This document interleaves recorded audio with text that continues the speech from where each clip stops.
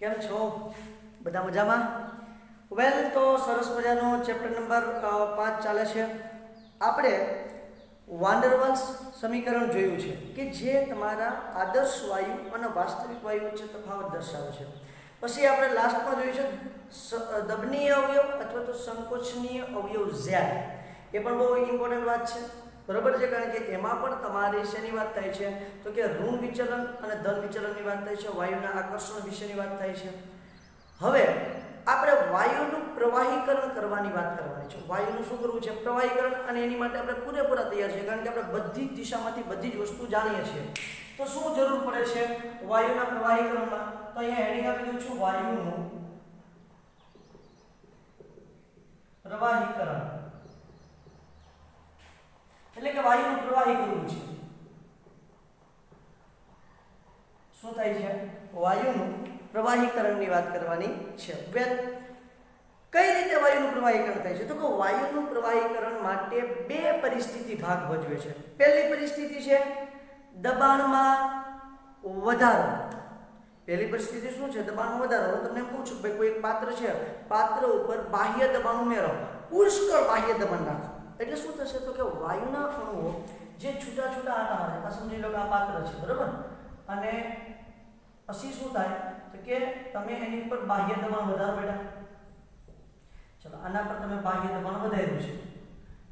બાહ્ય દબાણ વધારશો એટલે શું થશે તો કે આ અણુઓ એકબીજાની નજીક આવશે અને એટલામાં સમાઈ જશે.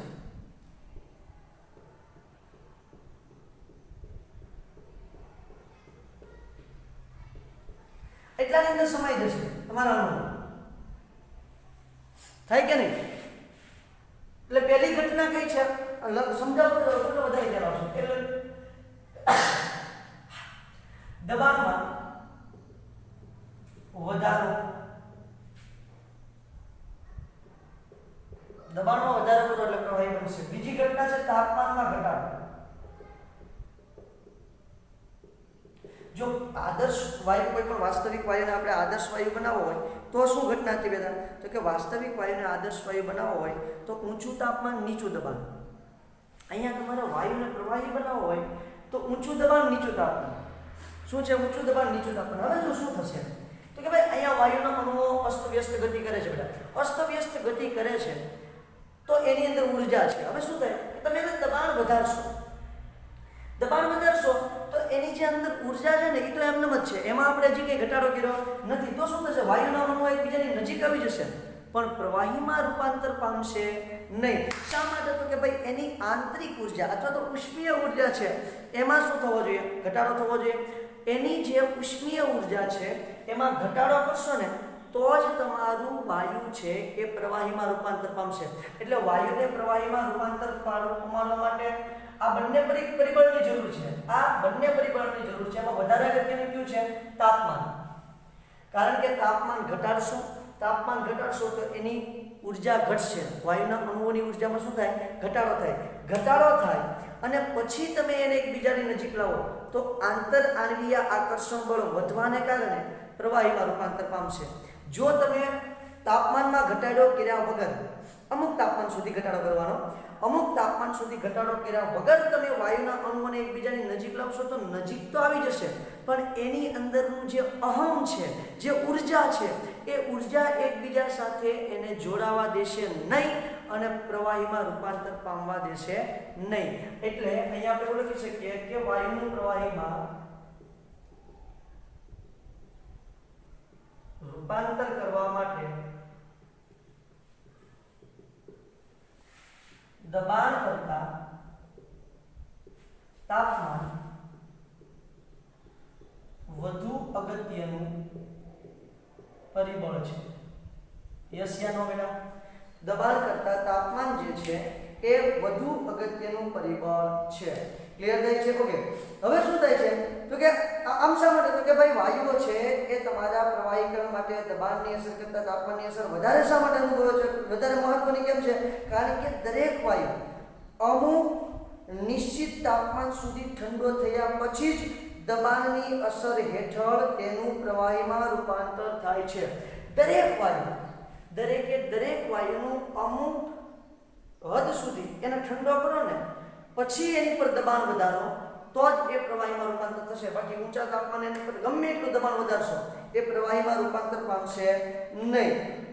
તેનાથી ઊંચા તાપમાને ગમે તેટલું દબાણ આપવામાં આવે તો પણ રૂપાંતર પામતો નથી. શું કહે છે કે ભાઈ અમુક તાપમાન સુધી એને ઠંડો કરો છો, એ ઠંડો કર્યા પછી એના પર દબાણ વધારો, અમુક તાપમાન સુધી ઠંડો કર્યા પછી તેના પર દબાણ વધારતા પ્રવાહીમાં રૂપાંતર પામે છે. તેનાથી ઊંચા તાપમાને ગમે તેટલું દબાણ લગાડવામાં આવે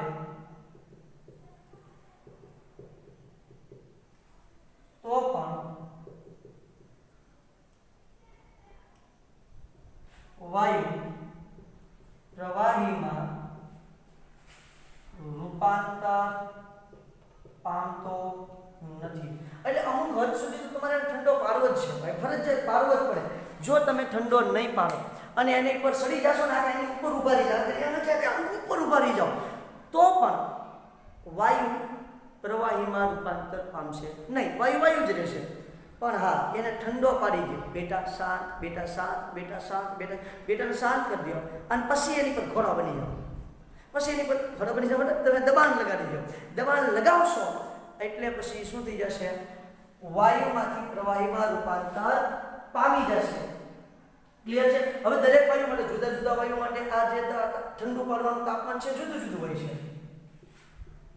જુદા જુદા વાયુઓ માટે આ તાપમાન જુદું જુદું હોય છે. જુદા જુદા વાયુઓ માટે આ તાપમાન કેવું હોય છે પહેલા? જુદું જુદું હોય છે. ક્લિયર થાય છે? તો આપણે એની વ્યાખ્યા કરવી છે. શું કહે? જે અધિકતમ તાપમાને વાયુનું પ્રવાહીકરણ થઈ શકે. વ્યાખ્યા કરું છું, ધ્યાન આપજો. જે અધિકતમ તાપમાને વાયુનું પ્રવાહીકરણ થઈ શકે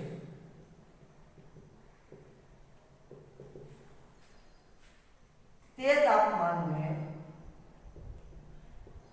વાયુનું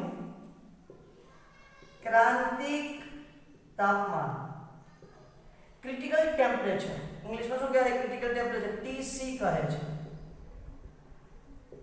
હવે હું તમને પૂછું, આપણે હમણાં જોવાનો જ છે, ગ્રાફ જોવાનો જ છે. કોઈ વાયુ એવો છે કે જેને તમે ભાઈ 50 ડિગ્રી સેલ્સિયસ સુધી ઠંડો પાડો અને પછી એના પર દબાણ વધારો.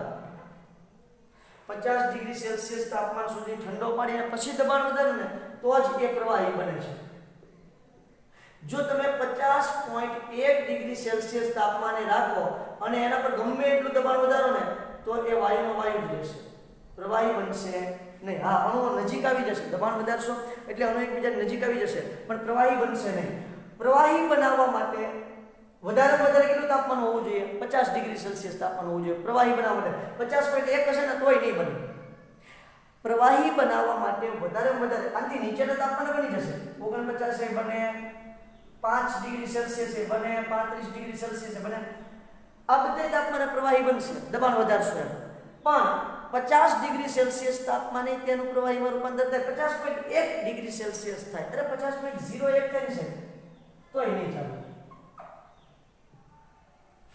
50.01 ડિગ્રી સેલ્સિયસ તાપમાન થાય પછી તમે એના પર ગમે એટલું દબાણ વધારશો તો એ વાયુ પ્રવાહીમાં રૂપાંતર પામશે નહીં, વાયુનો વાયુ જ રહેશે. 50 ડિગ્રી એક્ઝેક્ટ 50 ડિગ્રી સેલ્સિયસ તાપમાને તમારો જે વાયુ છે, કોઈ પણ એક્સ વાયુ છે, આપણે કોઈ એવું વાયુનું નામ નથી આપતા, એક્સ વાયુ છે, તો એ એક્સ વાયુ તમારો શું થશે? 50 ડિગ્રી સેલ્સિયસ તાપમાન સુધી એને ઠંડો પાડવાનો અને પછી જ એના પર તમારે શું કરવાનું છે? દબાણ વધારવાનું છે. તો અને માત્ર તો જ તમારો એ વાયુ પ્રવાહીમાં રૂપાંતર પામશે. 50 ડિગ્રી ઉપર સેલ્સિયસ તાપમાને પામશે નહીં. તો આ 50 ડિગ્રી સેલ્સિયસ તાપમાન છે ને એને આ એક્સ વાયુ માટેનું શું કહે છે? ક્રાંતિક તાપમાન કહે છે, ટીસી, ક્રિટિકલ ટેમ્પરેચર. ક્લિયર થાય છે કે 50 ડિગ્રી સેલ્સિયસ તાપમાન જે છે એને શું કહેવાનું છે? TC critical temperature.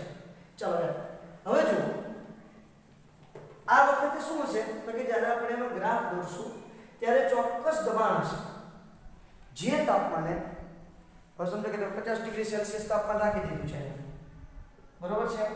હવે શું કરવાનું છે? 50 ડિગ્રી સેલ્સિયસ તાપમાન રાખી પછી દબાણ વધારવાનું છે. શું કરવાનું છે? દબાણ વધારવું. ચાલો દબાણ વધારું છું. ઓકે 50 ડિગ્રી સેલ્સિયસ તાપમાને અને કોઈ સમજી લો કે 80 90 બાર રાખી દે. 90 બાર દબાણ છે. એ 90 બાર દબાણ થશે ને તો જ તમારું પ્રવાહીમાં રૂપાંતર થશે વાયુનું. 50 ડિગ્રી સેલ્સિયસ તાપમાને જળવાવું જોઈએ અને 90 બાર દબાણે જળવું જોઈએ. 90 બાર થી તમે ઓછું દબાણ રાખશો, સમજો કે ભાઈ 99 અથવા 89 88 બાર દબાણ રાખ્યું, 85 બાર દબાણ રાખ્યું છે તો વાયુનું પ્રવાહીમાં રૂપાંતર થશે નહીં. એક્ઝેક્ટ કયું દબાણ જોશે? 90 બાર દબાણ જોશે. તો આ 90 બાર દબાણ જે છે એને કહેવાય તમારું પીસી, ક્રાંતિક દબાણ. શું કહેશો એને આપણે બેટા? ક્રાંતિક દબાણ તરીકે ઓળખવામાં આવે છે. ક્રાંતિક તાપમાને વાયુનું પ્રવાહીકરણ કરવા એની વ્યાખ્યા લખું છું. અહીંયા લખી નાખું છું, સમય દેખાઈ જશે જરાક કેમેરામાં જોઈ લો બેટા. નહીં ઉપર લખવું પડશે. ક્રાંતિક તાપમાને હમણાં ગ્રાફ દોરીશ એટલે વધારે ક્લિયર થઈ જશે. ક્રાંતિક તાપમાને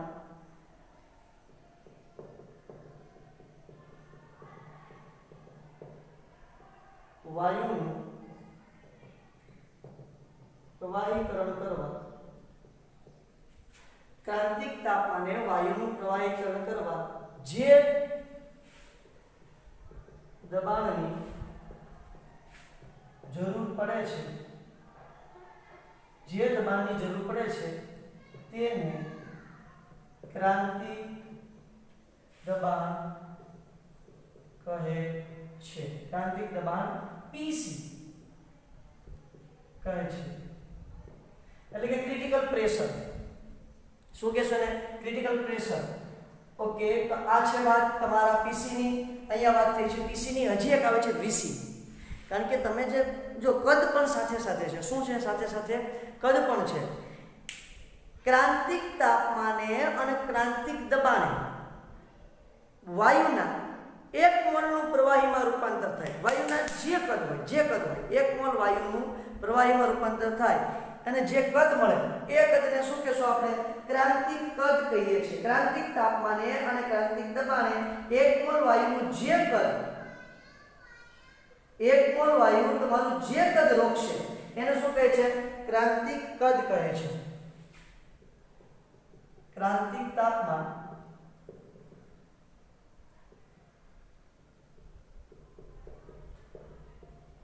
તાપમાને અને ક્રાંતિક દબાણે 1 મોલ વાયુ જે કદ રોકે તેને ક્રાંતિક કદ કહે છે. ક્રાંતિક કદ વીસી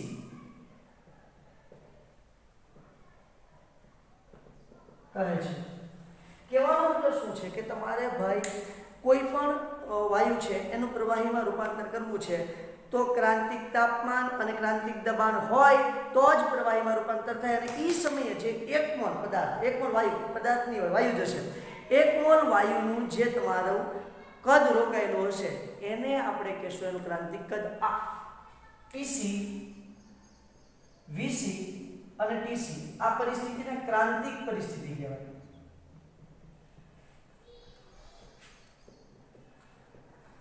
કઈ પરિસ્થિતિ કહે છે?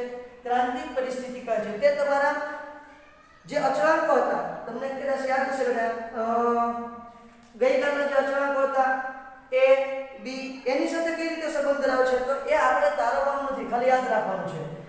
g એડવાન્સ માટે યાદ રાખવાનું છે. tc સાથે શું સંબંધ હોય છે તો tc સાથે તમારા જે અચળાંકો હતા એને શું સંબંધ હોય છે તો કે 8a એટલે શું છે? વાંડરવાલ્સ અચળાંક છેદમાં 27 rb. A શું છે? વાંડરવાલ્સ અચળાંક. B શું છે? વાંડરવાલ્સ અચળાંક. R શું છે? વાયુ અચળાંક. 8 શું છે અચળાંક અને 27 શું છે અચળાંક. તો આ બધું શું છે અચળ છે. તો તાપમાન ક્રિટિકલ તાપમાન કોઈ પણ વાયુ માટે ક્રિટિકલ તાપમાન પણ કેવું હોય અચળ હોય. કોઈ પણ વાયુ માટે ક્રાંતિક તાપમાન અચળ હોય, ચોક્કસ હોય, ફિક્સ જ હોય. એ ક્રાંતિક તાપમાન ક્યારે બદલે નહીં કોઈ પણ વાયુ. આપણે જોશું હમણાં બરોબર છે. તો Tc = 8/A અહીંયા લખી નાખું છું. A બરાબર શું છે A અને B બરાબર શું છે તો કે A અને B તમારા બંને વાન ડર વાલ્સ અચળાંક શું છે A અને B વાન ડર વાલ્સ અચળાંક છે. R વાયુ અચળાંક. R શું છે વાયુ અચળાંક છે. ઓકે, ત્યાર પછી આવે છે Pc. Tc પછી શું લેવાનું છે બેટા આપણે Pc લેવાનું છે. ઓકે, Pc બરાબર શું આવે છે તો Pc બરાબર આવે છે A/27B. શું આવે છે A/27B. જ્યાં A અને B ફરી વખત શું છે બેટા અચળાંક સોરી A/27B નો વર્ગ આવશે બેટા. જ્યાં A અને B શું છે ફરી વખત અચળાંક છે અને Vc બરાબર શું આવશે 3B. કારણ કે B એટલે શું છે કદ છે, કદ પર ડિપેન્ડન્ટ છે. Vc બરાબર શું આવશે 3B. ક્લિયર થાય છે આ કહેવત. તો સરસ મજાના આ સૂત્ર તમારે યાદ રાખવાના છે. સૂત્ર ખૂબ જ ઇમ્પોર્ટન્ટ છે. G એડવાન્સ માટે ઇમ્પોર્ટન્ટ છે. કેની માટે ઇમ્પોર્ટન્ટ છે G એડવાન્સ માટે ઇમ્પોર્ટન્ટ છે. Tc Pc અને Vc. તો આ વાત થઈ. હવે આવ્યો છે થોમસ એન્ડ્રુઝ નામનો વૈજ્ઞાનિક. કોણ આવ્યો છે થોમસ એન્ડ્રુઝ નામનો વૈજ્ઞાનિક આવ્યો છે અને એને આ ક્રાંતિક CO2 વાયુનો લઈ અને પ્રયોગ કર્યો છે. ક્રાંતિક તાપમાનનો પ્રયોગ CO2 વાયુ લઈને કર્યો છે. જબરદસ્ત પ્રયોગ કર્યો છે. એ પ્રયોગનું જે પરિણામ મેળવ્યું છે એ પરિણામની આપણે અહીંયા ચર્ચા કરવાની છે. તો આ હું પૂછી નાખું છું, સ્ક્રીનશોટ લઈ લેજો. અગત્યનું છે તમારા પુસ્તકની અંદર આ વાતો નથી, બાકીની વાતો તો છે જો તમને સમજાઈ જાય તો. નહીતર જો ન સમજાય તો તમારે અહીંયા મેં જે બોર્ડમાં લખાવેલું છે એ મુદ્દાવાઇઝ લખાણ લખવું હોય તો પણ તમને છૂટ છે. તમને એમ થાય છે તમે પૂછી નાખ્યું હા તો મજામાં નહીં બેટા. આપણી પાસે વિડીયો છે, વિડીયોને સ્ટોપ કરો, સેજ બેક જાઓ. તમે જો YouTube ઉપર જોતા હોય તો તમારે ટક લેફ્ટ હેન્ડ સાઈડ જે છે એ સ્ક્રીન ઉપર તમે ટચ કરશો એટલે શું થશે 10 સેકન્ડ વિડીયો બેક જશે તો તમને આખું લખાણ મળી જશે. કોઈ ચિંતા નહીં, બરોબર છે. કોઈ જ ચિંતા કરવાની જરૂર નથી. લખી નાખજો. આ તમારી માટે અગત્યનું છે. નોટ બનાવવાની કીધેલી છે બરાબર. બધાને મસ્ત મજાની નોટ બનાવેલી હોવી જોઈએ. કારણ કે નોટ તમારે જાતે લખાણ કરેલી વસ્તુ છે અને જાતે જે મહેનત કરીએ ને એ વધારે યાદ રહી છે. આવું મારું માનવું છે. ક્લિયર છે? ઓકે, ચાલો સર ક્લિયર છે. તો આગળ વધીએ બેટા. શું કહે છે પરિસ્થિતિ? થોમસ એન્ડ્રુઝ નામના વૈજ્ઞાનિકે જે પરિસ્થિતિનું નિર્માણ કર્યું છે એ થોમસ એન્ડ્રુઝની પરિસ્થિતિનું આપણે અહીંયા વર્ણન કરીએ. જોઈએ થોમસ એન્ડ્રુઝનો મસ્ત મજાનો પ્રયોગ. એણે શું કર્યું છે આઇસોથર્મ અથવા તો એને કીધું છે સમતાપી ગ્રાફ કોની વચ્ચે હોય યાદ કરો. સમતાપી દબાણ અને કદ વચ્ચેનો જે ગ્રાફ હોય એને કહીએ સમતાપી. તાપમાન કેવું હોય અચળ. અને દબાણ અને કદમાં ફેરફાર થતો હોય એને આપણે કહીએ છીએ સમતાપી. થોમસ એન્ડ્રુઝનો પ્રયોગ.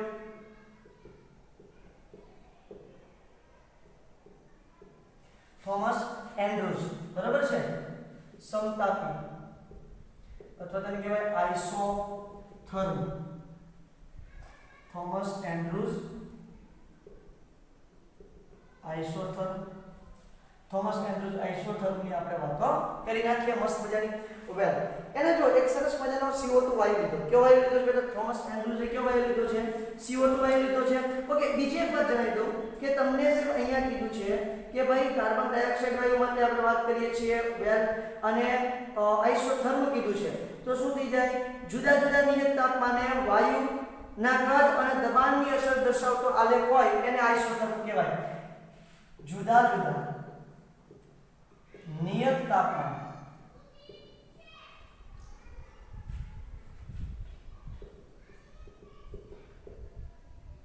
વાયુના દબાણ અને કદ વચ્ચે જુદા જુદા નિયત તાપમાને વાયુના દબાણ અને કદ વચ્ચે અસર દર્શાવતા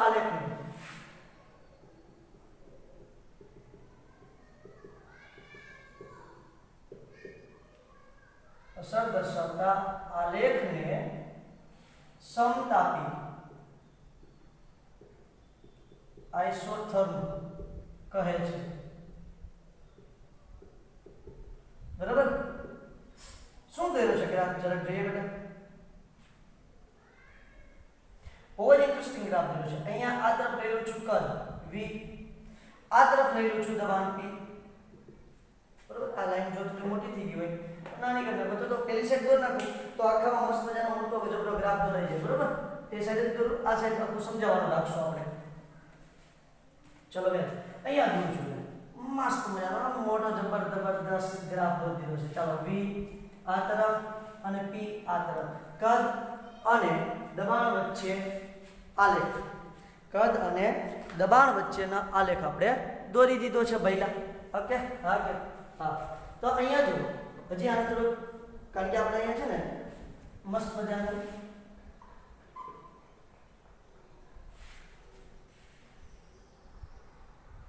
બેલ આકારનો શેપ દોરવાનો છે એટલા માટે હું છે અને આ તરફ ખેંચી લઉં છું. બરાબર? આ તરફ મેં ખસેડી દીધું છે.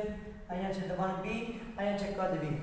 હવે શું કર્યું એન્ડ્રુઝ નામના વૈજ્ઞાનિકે, તો કે CO2 વાયુ જે લીધો એ CO2 વાયુનું ખૂબ નીચું તાપમાન રાખ્યું. ખૂબ નીચું તાપમાન એટલે કેટલું રાખ્યું છે સાહેબ? તો કે એણે તાપમાન રાખ્યું છે 13.1 ડિગ્રી સેલ્સિયસ. કેટલું તાપમાન રાખ્યું છે પહેલા? તો કે 13.1 ડિગ્રી સેલ્સિયસ તાપમાન એણે રાખ્યું છે. સમજો કે અહીંયા વાયુ તમારું લીધું છે x પોઈન્ટથી શરૂઆત કરી છે. તાપમાન કેટલું લીધું છે? 13.1 ડિગ્રી સેલ્સિયસ. હવે દબાણ વધાર્યું તો કદમાં શું થશે? ઘટાડો. દબાણ વધારીએ તો કદમાં શું થશે? ઘટાડો થશે. ચલો કદમાં ઘટાડો થયો છે એટલે સુધી કદમાં ઘટાડો થયો. પછી શું થઈ ગયું ભાઈ? તો કે પછી એના કદમાં ઘટાડો તો થવાનો જ હતો ભાઈ. કદમાં ઘટાડો તો થવાનો જ હતો, પણ દબાણ કેવું થઈ ગયું? અહીંથી દબાણ અચળ થઈ ગયું. અહીંયા સુધી દબાણ અચળ થઈ ગયું. એને શું જોવા મળ્યું? દબાણ અચળ થઈ ગયું. અહીંયા સુધી દબાણ અચળ થયું. ધ્યાન આપજો. 13.1 ડિગ્રી સેલ્સિયસ તાપમાને હું અહીંયા x બિંદુએ લઉં છું. CO2 વાયુ છે. x બિંદુએ લઉં છું. એનું દબાણ વધારું છું તો કદમાં શું થશે? ઘટાડો થશે. બરોબર છે? આ બિંદુ y બિંદુ પાસે તમારા x વાયુ જે CO2 વાયુ છે એ વાયુનું પ્રવાહીમાં રૂપાંતર થવાની શરૂઆત થઈ ગઈ છે. x બિંદુ પાસે તમારા CO2 વાયુની શેમાં રૂપાંતર થવાની શરૂઆત થઈ ગઈ? પ્રવાહીમાં. અને દબાણ કેવું થઈ ગયું? અચળ થઈ ગયું. દબાણ કેવું થઈ ગયું બેટા? અચળ થઈ ગયું. ઓકે, દબાણ અચળ થઈ ગયું છે કારણ કે બધો જ વાયુ છે પ્રવાહીમાં રૂપાંતર પામશે. ઓકે, અહીંયા બિંદુ z પાસે આવ્યા તો તમારા વાયુનું સંપૂર્ણપણે પ્રવાહીમાં રૂપાંતર થઈ ગયું. આ શું છે? આ બિંદુ શું છે? પ્રવાહીમાં રૂપાંતર પામવાની શરૂઆત છે. યસ યા નો? પ્રવાહીમાં રૂપાંતર પામવાની શરૂઆત છે. અહીંયા શું છે? તો કે પ્રવાહીમાં રૂપાંતર થઈ ગયું છે. પ્રવાહીમાં રૂપાંતર થયું. હવે જો હવે પાછું શું થશે? તો કે હજી તમે દબાણ વધારશો એટલે પ્રવાહી હવે તો પ્રવાહી બની ગયું. પ્રવાહી ઉપર દબાણ વધારતા કદમાં ઘટાડો કેવો થશે? ઓછો. અહીંયા શું થઈ છે? કદમાં ઘટાડો થયો. ઓકે, એટલે સુધી કદમાં ઘટાડો થયો. પછી જો શું થયું છે? તો કે દબાણ વધાર્યા જ કર્યું પણ દબાણમાં વધારો ન થયો. કદમાં ઘટાડો કન્ટિન્યુ શરૂ રહ્યો છે. સંપૂર્ણપણે તમારા બધા જ વાયુનું પ્રવાહીમાં રૂપાંતર થઈ ગયું. એટલે શું થઈ ગયું? તો કે પછી તમારા દબાણમાં તમે પુષ્કળ વધારો કર્યો છે, અતિશય વધારો કર્યો.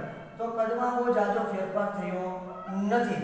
દેખાય છે? આને કહી દઉં છું બિંદુ z, સોરી w. આને કહી દઈએ છીએ બિંદુ w. યસ યા નો? બેટા સમજણ પડે છે વાતમાં? w સુધી મેં ફેરફાર કર્યો પણ કોઈ જાતનો મને વાંધો દેખાણો નથી. એટલે સુધી વાતમાં સમજણ પડી છે. મેં અહીંયા x લીધું છે. x નું કદ લઈ લઉં છું v1. x નું કદ મેં શું લઈ લીધું છે બેટા? v1 લઈ લીધું છે. તો અહીંયા તમારું w છે, શું છે W મેં તમને સરસ મજાનું ઉપરના પોઈન્ટ પર દેખાડી દીધું છે. આ યાના આ સાહેબ. હવે જો આગળ વધીએ છીએ તો આના જ ગ્રાફ ધ્યાન આપજો. એટલા પોર્શનની અંદર એટલા ભાગની અંદર તમારું વાયુનું પ્રવાહીમાં રૂપાંતર થવાનું શરૂ છે. આ ગ્રાફને આપણે જ્યારે જોઈએ એટલે આ ગ્રાફ તમને આ રીતે જોવા મળશે બેટા.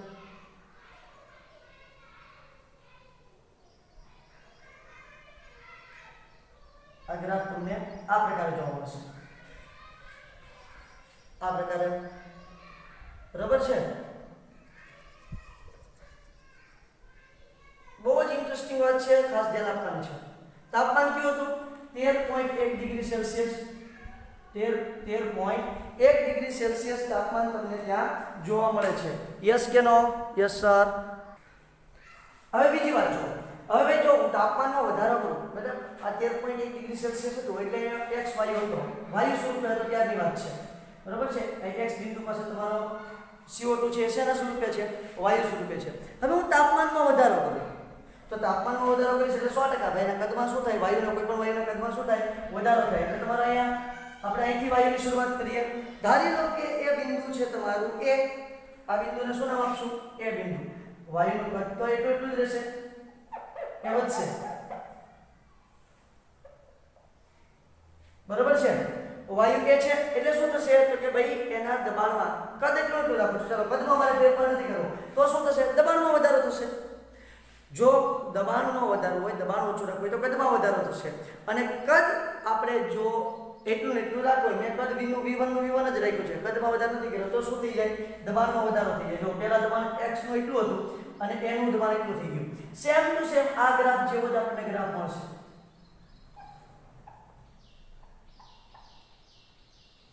આ રીતે પછી અહીંથી અહીંયા શું થશે? એનું પણ પ્રવાહીમાં રૂપાંતર થશે. હા કે ના? આ વખતે તાપમાન રાખ્યું છે 21.5 ડિગ્રી સેલ્સિયસ. હું નથી રાખતો, આ કોણે રાખ્યું છે? એન્ડ્રુસ નામના વૈજ્ઞાનિકે રાખેલું છે. 21.5 ડિગ્રી સેલ્સિયસ તાપમાન રાખેલું છે. એ બિંદુ આગળ તમારો જે વાયુ છે એ કેવા સ્વરૂપે છે? વાયુ સ્વરૂપે છે. બી બિંદુ પાસે તમે જાશો, બિંદુ બી પાસે, તો શું થાય છે? વાયુનું પ્રવાહીમાં રૂપાંતર થવાની શરૂઆત થાય છે. બિંદુ સી પાસે તમારા બધા જ વાયુનું પ્રવાહીમાં રૂપાંતર થઈ ગયું છે. પછી તમે તાપમાન તમને પોહાય એટલું વધારે કરવાની ભાઈ. સમજો કે તમે ડી બિંદુ જેટલું તાપમાન વધારે, હું અહીંયા લઈ લઉં છું, આને ડબલ્યુ કીધું બરાબર. એટલે મારા કામ આવશે, મારે થોડું કામ છે એટલા માટે, થોડું કામ છે, મારે કંઈ ઘરનું કામ નથી બરાબર છે. આ ગ્રાફ મારે વ્યવસ્થિત દોરો છે ને એટલા માટે. ચલો તો આ ડી બિંદુ છે, આ બિંદુનું નામ આપી દઉં છું ડી. ડી બિંદુ પાસે પાછું જાય છે આ સી બિંદુ. તો સી પાસે બધા જ વાયુનું પ્રવાહીમાં રૂપાંતર થઈ ગયું છે. પછી એના પર દબાણ વધારો તો કદમાં જુઓ બહુ ઓછો ફેરફાર થાય. દેખાય બેટા? કદમાં એટલો ફેરફાર થાય છે માત્ર. અહીંયા પહેલા એટલું કદ હતું અને પછી કદ કેટલું થાય છે? એટલું થાય છે. એટલો જ ફેરફાર થાય છે. ત્યારે અહીંયા જુઓ તમે થોડુંક દબાણ વધાર્યું, એટલું દબાણ વધાર્યું તો કદમાં પણ તમને બહુ બધો ફેરફાર જોવા મળ્યો છે. પણ પ્રવાહી આપણે જાણીએ છીએ કે પ્રવાહી ઉપર દબાણની અસર થતી નથી. પ્રવાહી પર દબાણની અસર થતી નથી. વાત ક્લિયર થાય છે બેટા? હવે જો તાપમાન વધારતા હું અહીંયા પહોંચ્યો.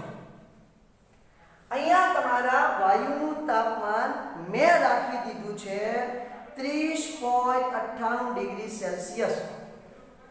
કેટલું તાપમાન રાખ્યું છે? 30.98 ડિગ્રી સેલ્સિયસ. તો જો પહેલા તો એટલું તાપમાન વધારું એટલે એના દબાણમાં શું થવાનું છે? વધારો થવાનો છે. સમજી લો કે F બિંદુ છે. કયું બિંદુ લીધું મેં? F બિંદુ. F બિંદુ પાસે તમારો CO2 શું હશે? તો કે CO2 તમારો વાયુ સ્વરૂપે છે. F બિંદુ પાસે CO2 છે એ વાયુ સ્વરૂપે હોવાનો છે. બરોબર છે? હવે જુઓ ત્યાંથી સાહેબ આગળ જવા દો. અહીંયા આવશે બિંદુ E. પછી D E. અહીંયા નથી આપણે F રાખતા બરોબર. અહીંયા કોઈ બિંદુ નથી રાખતા અને F રાખો તો મને વાંધો નહીં. એટલે તમારું પુસ્તકમાં નથી લખ્યું તમારે. અહીંયા બિંદુ E. E પાસે શું થશે? તો કે તમારા પ્રવાહીમાં રૂપાંતર થાય. વાયુનું પ્રવાહીમાં રૂપાંતર E બિંદુ પાસે થશે. અને પછી તમે પાછું ફેરફાર કરશો એટલે અહીંયા મળે છે બિંદુ H. યસ કે નો? આ બિંદુ કયું છે બેટા? H. અહીંયા મળે છે તમને બિંદુ H. જો દેખાય છે? પાસે થઈ ગઈ છે. હજી તમે આગળ જાઓ, તાપમાન વધારો. આ તાપમાન કયું છે? 30.98 ડિગ્રી સેલ્સિયસ. કયું તાપમાન છે? 30.98 ડિગ્રી સેલ્સિયસ. પછી અહીંયા આવો, આ બિંદુ પાસે, આને આપણે કહી દઈએ F.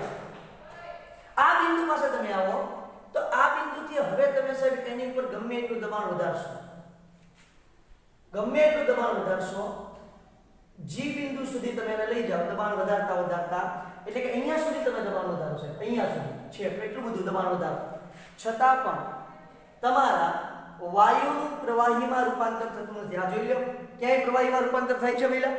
વાયુનું પ્રવાહીમાં રૂપાંતર થશે નહીં. x બિંદુ પાસે હતા, તાપમાન ઓછું હતું 13.1 ડિગ્રી સેલ્સિયસ, x થી y સુધી વાયુ હતું, y થી z સુધી પ્રવાહીમાં રૂપાંતર થતો હતો. અહીંયા પ્રવાહીમાં રૂપાંતર થવાની શરૂઆત, અહીંયા રૂપાંતર થઈ ગયું. પછી શું થઈ ગયું? પ્રવાહી ઉપર આપણે દબાણ વધાર્યું તો કદમાં જાજો ફેરફાર નહીં થાય, પણ દબાણમાં ખૂબ વધારો કરવો પડે. પછી તાપમાન વધાર્યું, 21.5 ડિગ્રી સેલ્સિયસ કર્યું, બિંદુ એ પાસે હતા, એથી દબાણ વધારવાની શરૂઆત કરી એટલે કદમાં ઘટાડો થતો ગયો. 21.5 ડિગ્રી હતું, બી પાસે પ્રવાહીમાં રૂપાંતર થવાની શરૂઆત થઈ, સી માં પ્રવાહીમાં રૂપાંતર થઈ ગયું અને પછી દબાણ વધાર્યું તો કદમાં જાજો ફેરફાર થશે નહીં. અહીંયા બિંદુ x આવી જાય, કોઈ વાંધો નથી, x તો આપણે લીધું છે. અહીંયા બિંદુ p કહી દો, p નહીં t કહી દો. ટી બિંદુ પાસેથી પછી વખત તમે તાપમાન વધારવા, તાપમાન 30.98 ડિગ્રી સેલ્સિયસ કર્યું. જો આ તો સાહેબ એન્ડ્રુઝે બહુ નાના તફાવત લઈને જોયેલું છે. આ તો એને એક્સપેરિમેન્ટ આપી દીધો એટલે આપણે સીધું ભણી નાખીએ છીએ. બાકી 30.98 એટલે 30.97 કર્યું છે, 30.96 95 94 30, પછી 29.99 29.98 29.97 એવા બધા જ તાપમાનના ડિફરન્સ લીધેલા છે ને, અને ત્યારે આ ગ્રાફ તૈયાર કરેલો છે. તો ટી બિંદુ એ વાયુ છે, તાપમાન વધારો. ઈ બિંદુ એ વાયુનું શેમાં રૂપાંતર થાય છે? પ્રવાહીમાં રૂપાંતર થાય છે. અને પછી H બિંદુ સુધી શું કરો છો? તમે દબાણ વધારતા જાઓ છો તો પ્રવાહી ઉપર દબાણની અસર જાજી થશે નહીં. આ આખી વાત ક્લિયર થઈ ગઈ. આ વાત શું હતી એ મને જરા કોઈ સમજાવશે? આ આખી વાત જે તમે જોઈ છે એ વાતમાં તમને અહીંયા જોવા મળશે કે આ તાપમાન જે છે, સમજી લો કે તાપમાન આપણે કોઈ 31 ડિગ્રી સેલ્સિયસ લઈ લઈએ છીએ. કેટલો લઈ લઈએ છીએ? 31.1 ડિગ્રી સેલ્સિયસ લઈ લો, મને કોઈ વાંધો નથી. 31.1 ડિગ્રી સેલ્સિયસ. હજી જો આગળ જવું હોય તો 50 ડિગ્રી સેલ્સિયસ રાખો, અથવા તો આમ આવી રીતે ગ્રાફ મળશે આપણને. બરોબર છે? કેટલું છે તાપમાન? કેટલું છે? 50 ડિગ્રી સેલ્સિયસ. કોઈ જાતનું વાયુ પ્રવાહીમાં રૂપાંતર પામવાનું નથી. તો કહેવાનો મતલબ શું છે? આ તાપમાન 30.98 આ CO2 માટેનું છે. 30.98 ડિગ્રી સેલ્સિયસ તાપમાન હશે તો જ તમારા વાયુનું પ્રવાહીમાં રૂપાંતર થશે. દબાણ તો વધારે છે. જો હવે જો 30.98 ની ઉપર જાય છે, 31.1 ડિગ્રી સેલ્સિયસ તાપમાન જાય છે, જો દબાણ વધારું છું, ક્યાંય પ્રવાહી બીનું એટલો પોર્શન, આ બધો ભાગ છે, આ બધો ભાગ એ વાયુ છે. અહીંથી આ બધો ભાગ, બરોબર છે? આ ઉપરનો નથી કરવાનો, આ નીચેના ભાગની જ વાત કરું છું. અને આ બધો ભાગ કેવો છે? પ્રવાહી છે. આ બધો પોર્શન તમારો G નથી લેવાનો, G સિવાયનો પોર્શન લેવાનો છે. આ બધો પોર્શન તમારો કેવો છે? પ્રવાહી છે. અને આ બધો પોર્શન કેવો છે? વાયુ છે. આ બધી વાયુ છે. એમ કેવું ચાલો અહીંયા જે મેં લીટી મારી છે, અહીંયા જે લાઈન મારી છે, બધી વખત બધી લાઈન, બરોબર છે? આ ભાઈ આ ભાગ ડોટેડ લાઈન કરું તો બધા સરળ થશે. આ જે બધો ભાગ છે, આ બધો ભાગ કેવો છે? આ બધો ભાગ પ્રવાહી છે. આ બધો ભાગ ઈ સિવાયનો બધો ભાગ છે કેવો છે? વાયુ છે. ખાસ ધ્યાન આપજો બેટા, આ ગ્રાફ સમજવો બહુ અગત્યનો છે. આ બધો ભાગ કેવો છે? વાયુ છે. આ જે ભાગ છે કેવો છે? પ્રવાહી છે. બીજી વાત, આ વચ્ચેનો પોર્શન શું છે? પ્રવાહી અને વાયુ બંને મિક્સ છે. હું તમને કહું કે તમે બંધ પાત્રની અંદર પાણી છે, પાણીનું વરાળમાં રૂપાંતર કરો તો શું થઈ જશે? ફૂલ ગરમ કરો, ફૂલ ગરમ કરો, ફૂલ ગરમ કરો એટલે તમને ખબર નહીં પડે પાણી છે કે વરાળ છે, બધું એક જેવું જ લાગશે. એક કલા બની જશે. પ્રવાહી અને વાયુની એક કલા બની, એને ફ્લુઇડ કહેવાય. શું કે? દ્રવ, ફ્લુઇડ. ફ્લુઇડ તરીકે એને ઓળખવામાં આવે છે. એટલે આ જે વિસ્તાર છે એમાં છે ફ્લુઇડ. ઇંગ્લિશમાં એને કહેવાય ફ્લુઇડ, એટલે આપણે ગુજરાતીમાં કહીએ છીએ દ્રવ. એક વિસ્તાર, એક કલા છે, એવી કલા છે કે જે પ્રવાહી અને વાયુ બે મિક્સ છે. એવી કલા છે આ પોર્શનમાં. આ બાજુ પ્યોર વાયુ, આ બાજુ પ્યોર પ્રવાહી, અને અહીંયા બે મિક્સમાં છે. કારણ કે વાયુનું શેમાં રૂપાંતર થાય છે? પ્રવાહીમાં રૂપાંતર થાય છે. વાયુનું શેમાં રૂપાંતર થાય છે? પ્રવાહીમાં રૂપાંતર થાય છે. પ્રવાહીમાં રૂપાંતર થાય છે એટલા માટે આપણે કહીએ છીએ ફ્લુઇડ. શું કહે છે ફ્લુઇડ. તો અહીંયા જો આ CO2 વાયુ માટે ગ્રાફ છે. તો CO2 વાયુ માટે એ તાપમાન વધારેમાં વધારે આ તાપમાન છે કે એ તાપમાને તમારું વાયુ છે એ પ્રવાહીમાં રૂપાંતર પામવાનું છે. તો એને કહી દેશું આપણે TC ક્રિટિકલ ટેમ્પરેચર. આ E ને અંદર લેવું છે બરાબર. અને કહેશું TC ક્રિટિકલ તાપમાન ક્રાંતિક તાપમાન. તો ક્રાંતિક તાપમાન CO2 વાયુ માટે કેટલું છે 30.98 ડિગ્રી સેલ્સિયસ. એ વખતે જે દબાણ છે એને કહી દઉં છું PC. એને શું કહેશું ક્રાંતિક દબાણ. અને એ વખતે જે 1 મોલ વાયુનું કદ હોય એ કદને કહી દઈશું આપણે VC. એટલે ઈ થઈ ગયું ક્રાંતિક કદ. તો આ જે પરિસ્થિતિ છે આ પરિસ્થિતિને તમારા CO2 વાયુ માટેની ક્રાંતિક પરિસ્થિતિ કહેવાય. ક્રાંતિક તાપમાન, ક્રાંતિક દબાણ અને ક્રાંતિક કદ. આખી વાત ક્લિયર થઈ છે બધા? ક્રાંતિક તાપમાન, ક્રાંતિક દબાણ અને ક્રાંતિક કદ. આ રીતે તમે સરસ મજાની ક્રાંતિક તાપમાન, ક્રાંતિક દબાણ અને ક્રાંતિક કદ કહી શકો. આને કહી દઈએ આપણે સરસ મજાનું. જો આ બે દબાણ કેવા છે? અચળ દબાણ છે 21.5 ડિગ્રી સેલ્સિયસ માટે અને 13.1 ડિગ્રી સેલ્સિયસ માટે અચળ દબાણ છે. તો એને હું કહી દઉં છું આને કહી દઉં P1, આને કહી દઉં છું P2 અને આ તમારું અહીંયા જે છે તો એને કહી દઈએ P3. આ દબાણ જે છે એ જે હાયર પ્રેશર છે H એને કહી દઈએ છે P3 બરોબર. તો આ રીતે તમારા આખા ગ્રાફનું વર્ણન કરેલું છે તમારા પુસ્તકની અંદર. બહુ જ ઇન્ટરેસ્ટિંગ મેટર છે. હવે શું લખું છું, શું કહું છું ધ્યાન આપજો. આ CO2 વાયુ જો 30.98 ડિગ્રી સેલ્સિયસ થી ઉપરના તાપમાન આવે ને ખાસ યાદ રાખજો 30.98 ડિગ્રી સેલ્સિયસ થી ઉપરના તાપમાને CO2 વાયુને વાયુ કહે છે. પરંતુ 30.98 ડિગ્રી સેલ્સિયસ થી સેલ્સિયસ કે તેથી નીચા તાપમાન ને CO2 ની બાષ્પ કહે છે. આ તાપમાનથી નીચા તાપમાને CO2 એને વાયુ નહીં કહેવાનું. એટલે આ જે તાપમાન છે 30.98 ડિગ્રી સેલ્સિયસ થી નીચેનું જે તાપમાન છે ત્યારે CO2 ને હવે વાયુ નહીં કહેવાનું. અહીંયા શું કહેવાનું? તો એટલો જે ગાળો છે એને CO2 બાષ્પ થઈ જશે. શું થઈ જશે? CO2 બાષ્પ. એટલે એટલો ગાળો બેટા, એટલો ગાળો મતલબ અહીંથી મેં દર્શાવ્યું છે એનો મતલબ એવો ને અહીંથી આ જે ગાળો છે એને શું કહેશું? CO2 બાષ્પ. શું કહેશું? CO2 બાષ્પ. આ જે ગાળો છે એને શું કહેશું? CO2 liquid.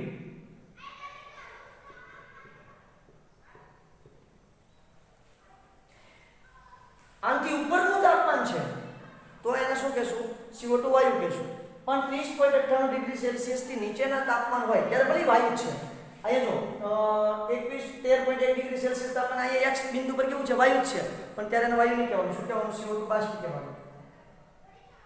પેલી બાજુ CO2 બાષ્પ દેખાય છે કેમેરામાં? જોઈ લો નથી દેખાતું પણ કઈ વાંધો નહીં. હવે તમે સમજી શકશો બરોબર છે. આ જે પોર્શન છે આ પોર્શનને કહેવાનું છે CO2 બાષ્પ. એટલો જે પોર્શન છે એને કહેવાનું CO2 બાષ્પ વાયુ કહેવાનું. CO2 વાયુ નહીં કહેવાનું. અહીંથી ઉપરનું તાપમાન હોય 30.98 થી ઉપરના તાપમાને CO2 ને તમારે વાયુ કહેવાનું છે. એક્ઝેક્ટ ક્રિટિકલ ટેમ્પરેચર હોય વાયુનું પ્રવાહીમાં રૂપાંતર થવાની શરૂઆત ક્યાં થાય? તો કે TC કે તેથી નીચા તાપમાને વાયુનું પ્રવાહીમાં રૂપાંતર થાય છે. અને જે TC છે TC ક્રાંતિક તાપમાન છે એ ક્રાંતિક તાપમાને એક જ કલા હશે. કઈ કલા? વાયુ પ્રવાહી મિક્સ કલા હશે. આ બાજુ વાયુ એનું પ્રવાહીમાં એટલે 3 કલામાં આ પ્રક્રિયા થઈ. જો વાયુ છે પછી વાયુ પ્રવાહી મિક્સ અને પ્રવાહી. વાયુને તમારે પ્રવાહીમાં ફેરવવું હોય તો 2 સ્ટેપમાં જવું પડે. વાયુમાંથી પહેલા વાયુ પ્રવાહી મિક્સ કરવું પડે. આ રીતે આ વાયુ છે વાયુમાંથી શું થાય? વાયુ પ્રવાહી આ મિક્સ થાય અને એમાંથી પછી શું મળે? પ્રવાહી મળે. હા કે ના? તો આવી 3 કલામાં પ્રક્રિયા થાય છે. એમાં જે એક્ઝેક્ટ TC છે આ જે પોર્શન છે આમાં કઈ કલા છે? એક જ કલા છે વાયુ પ્રવાહી મિક્સ કલા. એને વાયુ પ્રવાહી મિક્સ અવસ્થા કહેવાય. TC તાપમાને એક જ કલા આવેલી છે. TC તાપમાને એક જ કલા આગળ છે, વાયુ પ્રવાહી મિક્સ કલા. આ બાજુ વાયુ કલા છે, આ બાજુ પ્રવાહી કલા. કલા એટલે અવસ્થા, વાયુ અવસ્થા, પ્રવાહી અવસ્થા, વાયુ પ્રવાહી મિક્સ અવસ્થા, જેને ફ્લુઇડ અવસ્થા પણ કહીએ છીએ આપણે. શું કહીએ છીએ? ફ્લુઇડ અવસ્થા. ઘૂસું છું, સ્ક્રીનશોટ લઈ લો કારણ કે થોડી વાત હજી બાકી છે.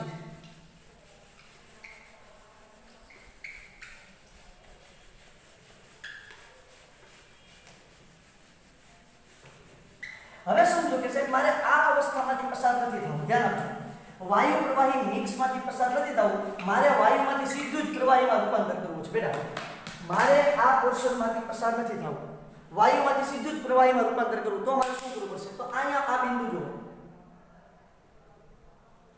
આ જે તમને પદ મળે છે આને કહી દઈએ V3. આને કહી દઉં છું V3, તો આ V3 કીધું કારણ કે P3 છે તો V3 કહી દઉં, બરોબર છે. આને કહી દઉં અહીંયા V1 તો અહીંયા કીધું છે, અહીંયા V એક્સપ્રેસ જે તમારે કહો, આને V2 કહી દઉં, P2 છે તો આને V2 કહી દઉં. ચાલો આને ખાલી V કહી દઉં છું, કોઈ વાંધો નહીં. ગ્રાફને આપણે કઈ જરૂર નથી, સમજૂતી અગત્યની છે. મારે પ્રવાહીમાંથી સીધું વાયુમાં રૂપાંતર કરવું છે. જો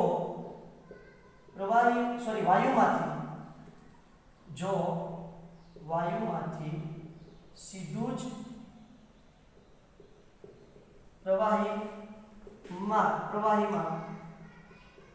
રૂપાંતર કરવું હોય તો એક જ પ્રક્રમ એટલે શું થાય? પ્રક્રિયા. એક જ પ્રક્રમમાં થઈ શકે છે, એક જ પ્રક્રમમાં થઈ જાય. શું કરવાનું? જો અહીંયા V1 કદનો વાયુ લઈ લેવાનો, એને F બિંદુ સુધી જવા દો. એટલે શું કીધું મેં? દબાણમાં વધારો કરો. ખાલી તાપમાન નહીં રાખો, તાપમાનમાં હજી ફેરફાર કરવાનો નથી. ઊંચું તાપમાન રાખો અને દબાણમાં સાહેબ વધારો કરો, દબાણમાં વધારો કરો. ચલો અહીંયા તમે લઈ લો F બિંદુ સુધી 31.1 ડિગ્રી સેલ્સિયસ સુધી લઈ લો. દાખલા તરીકે V1 કદના વાયુનું આલેખમાં દર્શાવ્યા મુજબ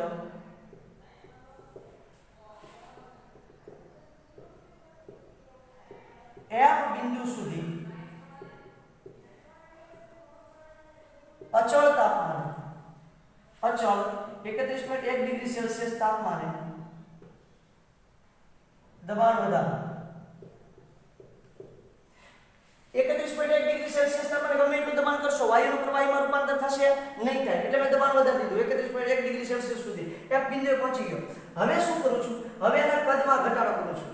કદમાં ઘટાડો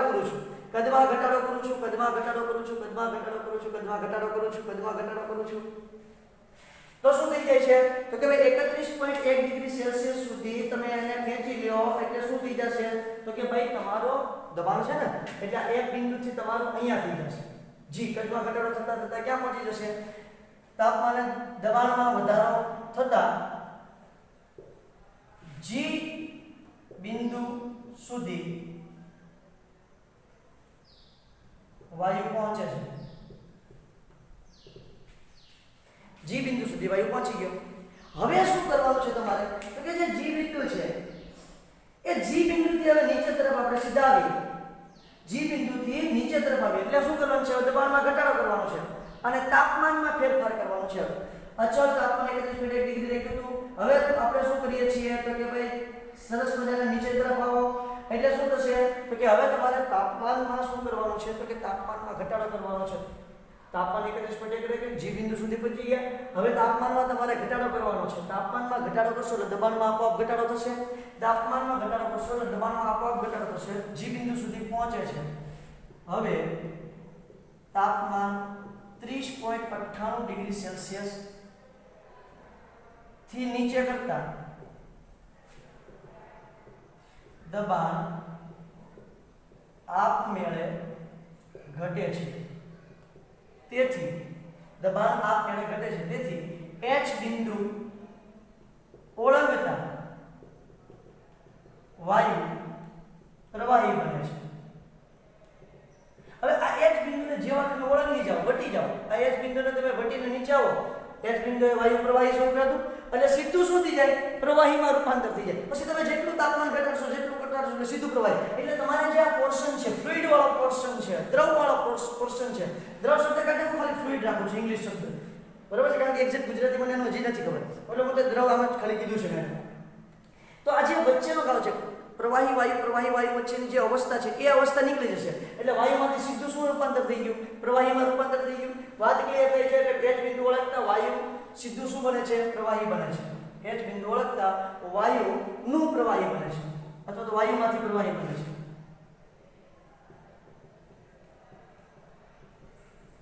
વાયુમાંથી પ્રવાહી બને છે. ક્લિયર થાય છે? વાયુમાંથી સીધું શું બની જાય, પ્રવાહી તરફ રૂપાંતર થાય છે. આ છે તમારી સરસ મજાની એન્ડ્રુસના નિયમની વાત. આ તો CO2 માટે છે. CO2 માટે TC બરાબર શું છે બેટા, TC બરાબર છે 30.98 ડિગ્રી સેલ્સિયસ અને PC શું છે 73 PC શું છે, PC બરાબર 73 છે. બરાબર છે. CO2 વાયુ માટે ફિક્સ છે.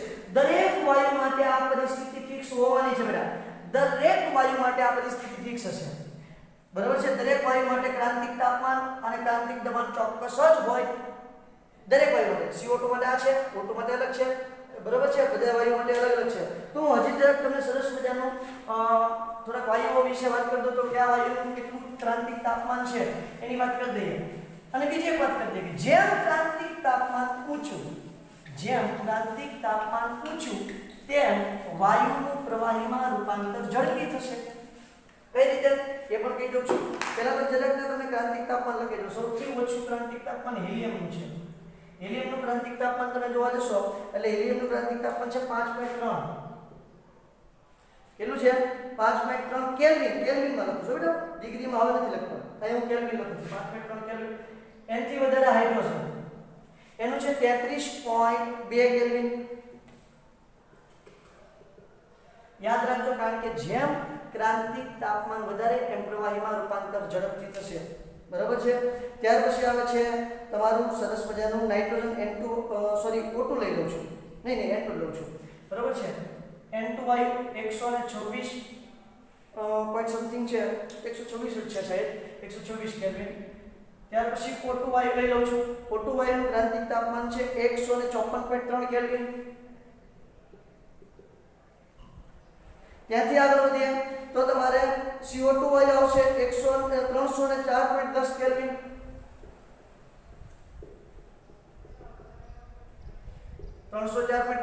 ત્યાર પછી આવશે તમારું સરસ મજાનું NH3 405.5 કેલ્વિન. અને ત્યાર પછી આવે છે H2O 647.1 કેલ્વિન.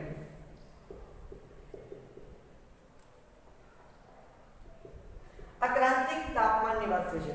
647.1 કેલ્વિન. એવી જ રીતે ક્રાંતિક દબાણ પણ છે અને ક્રાંતિક કદ પણ છે. આપણે એમ કંઈ કામ છે નહીં. ક્રાંતિક દબાણનું કદનું કંઈ કામ નથી. બરોબર છે. આપણે તો અત્યારે આ પરિસ્થિતિનું કામ છે. CO2 માટે તમારે જોઈએ તો મળી જાય. ક્રાંતિક કદ 0.0956. અહીંયા હશે BC બરાબર 0.0956.